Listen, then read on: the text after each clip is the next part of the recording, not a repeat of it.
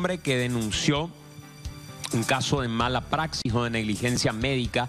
Su esposa llegó hasta el servicio de urgencia de Ingavi debido a dolores y una piedra en la vesícula. Como postergaban la operación y le han marcado recién un turno para esa operación el 13 de noviembre y estábamos finalizando apenas el mes de mayo y los dolores eran recurrentes, él tuvo que recurrir, Enigdonio, que es el esposo, tuvo que recurrir a alguien, a un contacto para que le hagan un lugar y le operen de urgencia en IPS. La operaron, pero ya estaba tan inflamada internamente que la inflamación termina adhiriendo al estómago. Y en el momento en el que realizan la intervención, se perfora el estómago y se perfora también parte del intestino. Eso genera una serie de inconvenientes posteriores, 6 cirugías en total, y su esposa termina falleciendo. La expectativa era que salga ella en 24 horas. Una cirugía láser con el uso de tecnología. Ellos creían que la solución iba a ser rápida y derivó en una internación por un periodo de 49 días, incluyendo ya el momento del fallecimiento. De esos 49 días de internación, 25 al menos estuvo en terapia intensiva. Ayer creo que ustedes mencionaban en radio el testimonio, pero no llegué a escuchar de quién, alguien, un médico, que decía que un caso como este no se puede presentar una complicación. Necesariamente se tiene que hablar de una presunta negligencia. No recuerdo si fue en el espacio de ustedes o de Vareiro, porque se planteaban las características que se habían dado durante la cirugía. Y efectivamente, horas después, termina confirmándose con el anuncio de la intervención de 2 servicios privados de seguridad médica, también la intervención de la clínica por parte del Ministerio de Salud. Claro, el Ministerio de Salud lo que va a hacer es una auditoría al servicio de urgencia a través de la Superintendencia de Salud. Además, el Instituto de Previsión Social ordenó una auditoría interna y separó a los médicos hasta tanto se logre dilucidar qué fue lo que ocurrió en este caso en particular. Pero Freddy está con Enigdonio, el esposo de esta mujer que falleció lamentablemente luego de este procedimiento que, según el jefe de cirugía de IPS, Hugo Molina, fue una complicación del acto quirúrgico. Freddy, buen día. Muy buenos días, Santiago, a los compañeros en estudio y a la teleaudiencia. Y efectivamente estoy aquí con el señor Enigdonio Trinidad en su casa. Nos recibe él en esta mañana aquí en la ciudad de San Antonio. Lo que mencionaba Roberto, esos 49 días que la señora María Rebeca Jara estuvo internada. Imagínense, del 28 de mayo en que ella ingresa al servicio de urgencia y sale fallecida el pasado 16 de julio. Deja 5 hijos, como lo dijiste, Santiago. Tienen gemelos de 16 años, tienen ellos ahora, tienen una nena de 12, un niño de 9 y la última, una nenita de 6 años. Una situación que ahora Enigdonio va a cargar con esa nueva realidad suya. Y bueno, estamos ya con él, él les escucha. Enigdonio, difícil la situación, todavía te toca lagrimear a cada rato, ¿no? Sí, difícil todavía y creo que va a seguir así, no sé cuándo voy a superar, ¿verdad? Pero no queda de otro a mostrarle a los chicos como si fuera, no pasa nada y que soy fuerte, porque si yo me caigo, ellos caen, ¿no? Y no hay de otra, tengo que seguir adelante, luchar por ello y sacar adelante. Enigdonio, ¿en algún momento se te cruzó que este podría ser el final? No, nadie se imaginaba, ni yo, ni no pensaba que iba a pasar eso. Pero tu señora, en vez de recuperarse, iba decayendo, ¿verdad? Sí, claro, no. Ya por lo menos después de su intubación de 22, 24 días, ella ya salía ya en intermedia. Más o menos ya estábamos felices, nosotros ya llegó a hablar ya más o menos. Inclusive ella llegó a hacer un videollamada con su hijo y su hijo estaba feliz ya. Le preguntaba cuándo iba a volver y cuando el doctor me da de alta, vuelo hijo, le decía, yo estaba con ella. Le di su celular para que hable con su hijo y que nosotros estábamos, legalmente estábamos felices, la familia y su mamá, su hermano y eso que estaba acá en casa también. Y de repente nomás se complicó más la cosa en su quinta operación, fue que le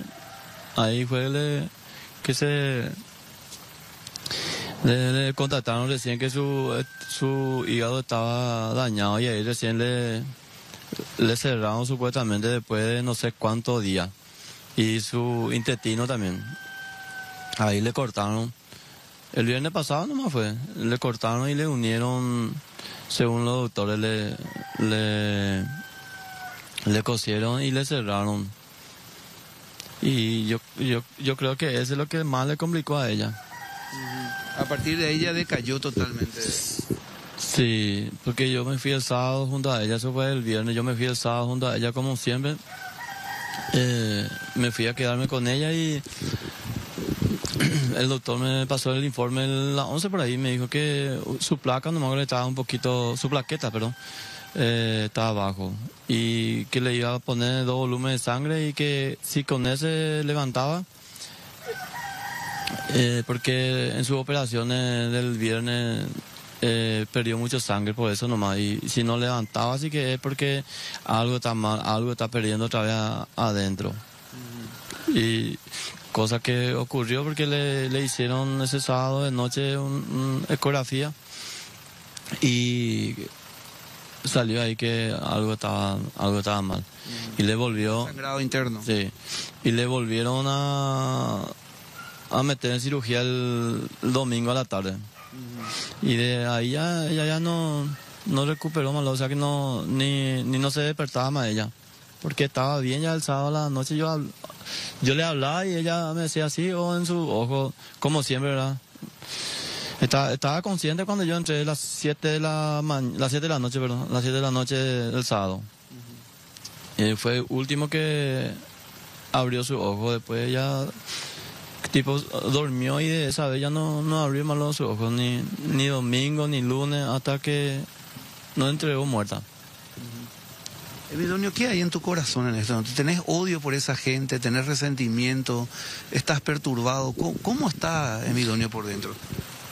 No, yo por la memoria de ella no quiero odiarle a nadie, ¿verdad? Pero lo único que nosotros pedimos, o sea, yo principalmente por los chicos, quiero que se haga justicia, y que por lo menos una vez en la vida que se haga justicia y que se castiga lo que está haciendo daño a la gente, porque ella no es la primera ni no va a ser la última.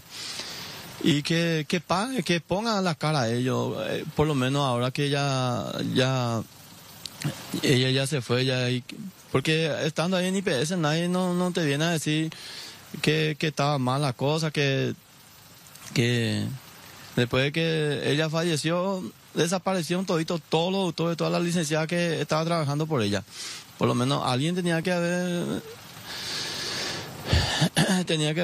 salido ahí, por lo menos de bula te tenía que decir, mi pésame señor, no se pudo, nosotros hicimos todo lo posible, o por lo menos te miente otra vez, hasta el último que te miente, pero que... Ni eso. Falleció ella y le entregó al señor de morgue y el señor se encargó a llevarle abajo, después nomás nosotros entramos ahí. Creo que para ellos es matarle a la gente como si fuera que matar a una gallina, algo así. Y está mal nuestra salud, o sea, creíble, o sea. Santiago, el señor Emidonio tiene retorno por si quieran hacer una consulta allí desde piso. Sí. Sí, Emidonio, conversamos en radio, hablamos, nos contaste tu historia, hablamos con la gente de IPS, el director médico o el director del servicio de cirugía dijo que se trató de una complicación del acto quirúrgico, pero antes de referirme a eso, quiero preguntarte, como papá y como cabeza de hogar que ahora tiene que enfrentar esta situación, el reclamo de pedido de justicia por un lado, pero seguir trabajando y además criar a 5 hijos, ¿Cómo fue ese momento en el que hablaste con tus hijos y que ellos también tuvieron que enterarse de esta situación? Y sobre todo cargando con eso de que era una situación que podía evitarse si es que ella recibía la atención en el momento adecuado y sin que llegue a ese punto de inflamación que llegó finalmente. ¿Cómo fueron estos días en Idóneo donde había que cargar con ese luto, con ese dolor, con esa impotencia y decirle a los chicos y de alguna manera el rehacer la vida a partir de todo esto?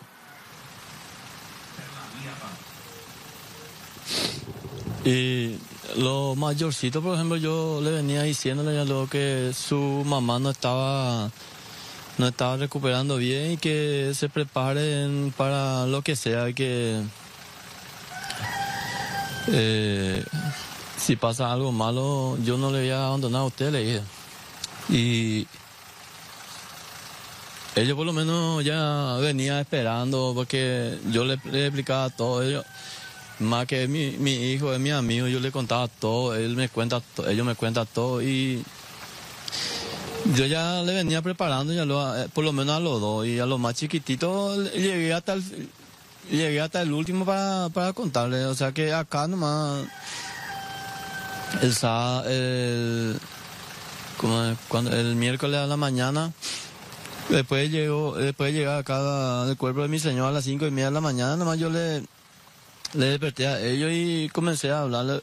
Gracias a Dios, donde yo estoy trabajando hay psicóloga, y cuando pasó lo que no tenía que pasar, vino ya una psicóloga a hablar con ellos. Yo vine a encontrar ya acá la psicóloga, estaba hablando con ellos, le entró legalmente, no sé cómo el trabajo lo de psicóloga era, pero impresionante ver la señora que le asistió a ellos, a los más chiquititos. No, parecía que no pasaba nada. La forma que le hablaba a la señora y cómo le entraba su palabra, o sea que no, para mi hijo más chiquitito no pasaba nada ahí, porque la psicóloga esa que vino a hablar con ellos le consolaba, le daba apoyo en todo, y le agradezco a la licenciada que vino, Daniela Santa Cruz, que nos ayudó muchísimo y que va, según ella, nos va a seguir ayudando con los chicos. Y lo más grande, por lo menos ya asimilaba, así como te está diciendo, yo le estaba diciendo ya lo de ella, porque ellos ya veían ya lo que estaba pasando, porque el 16 de junio fue el cumpleaños de mi señora, y yo le pedí a un doctor permiso para que ellos puedan visitarle a su mamá en terapia en su cumpleaños. Ellos demasiado se querían ir. Un domingo fue el cumpleaños de mi señora y a la vez el Día del Padre. Le llevé a ellos, los dos más grandes, a visitarle a su mamá. Le habló mucho a su mamá porque ella estaba despierta. Y ellos me decían, ya no está bien, mamá, me dijo. No, en Idóneo. Yo no le veo bien, mamá. Y sí, pero vamos a confiarle a los doctores y al Señor. Y dije, sí. No, quería preguntarte porque creo que es importante. Vos nos decías el otro día que ella tuvo que ir varias veces a urgencia porque ya estaba con dolores, con fiebre y con otros síntomas también que se iban complicando. ¿Cuántas veces? Porque lo que van a investigar ahora, dicen en el servicio de urgencia, es, primero, si eso es cierto. Segundo, si solo había dolor o además ya había gravedad. El otro día nos decía el director médico de IPS que haya dolor no significa que eso sea grave. Nosotros tenemos que ir viendo clínicamente cómo se presenta el caso para saber si ya merita una intervención. Ella tenía que ir varias veces y varias veces le medicaban como para que retorne a su casa a pesar de los dolores. Sí, Sandy, ella se iba casi toda la semana, esos 2 meses últimos que antes de entrar en su cirugía, se iba casi toda la semana y le daba reposo de 3 días. Eso seguramente se va a confirmarlo en su trabajo, o sea, que donde trabajaba ella o en el sistema de IPS seguramente figura que ella tiene 3 días de reposo casi cada semana. Y porque ella se fue a consultar y le daba antibióticos y venía otra vez en casa. Y al día siguiente ella ya empezaba otra vez a sentir dolor, pero dolor fuerte, no comía más nada. Ella era medio gordita y esos 2 meses últimos bajó muchísimo bajó.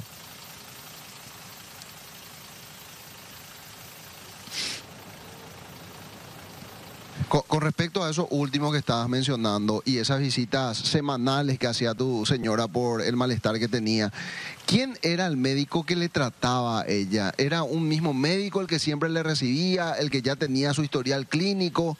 ¿Recordás el nombre? No, la verdad que no. La verdad que no, porque yo no tuve la oportunidad de acompañarle a ella porque por mi trabajo. ¿Y con quién se iba ella? Ella se iba sola nomás porque se iba en colectivo. En colectivo nomás de acá se iba. Tenía mucho dolor, pero se podía ir a veces cuando podíamos, cuando teníamos se iba en bol. Se iba en bol.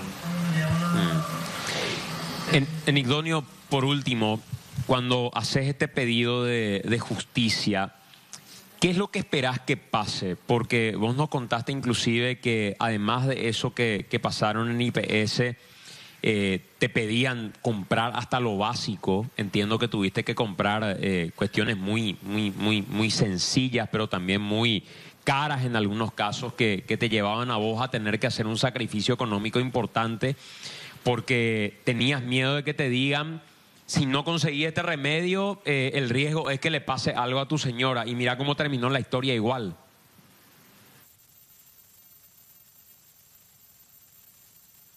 Sí. La verdad que yo pido que se haga justicia y por lo menos, mirando por Santi lo que me dejaron, yo con ella, nosotros como dice mi mamá, nosotros arañamos pared para sacarle adelante a ella. Imagínate ahora solo yo, un sueldo nomás, yo voy a hacer lo imposible para no dejar de hacerle estudiar a los 5. Lo más grande, por lo menos estaba estudiando otra carrera, ya estaba adelantando ya ellos por el pedido de su mamá, o sea que su mamá quería eso. Y yo la verdad necesito justicia y a la vez que se le dé a ellos una indemnización, por lo menos, lo mínimo que merece ellos, una indemnización por lo menos de por vida para que pueda estudiar ellos, terminar lo que su mamá empezó.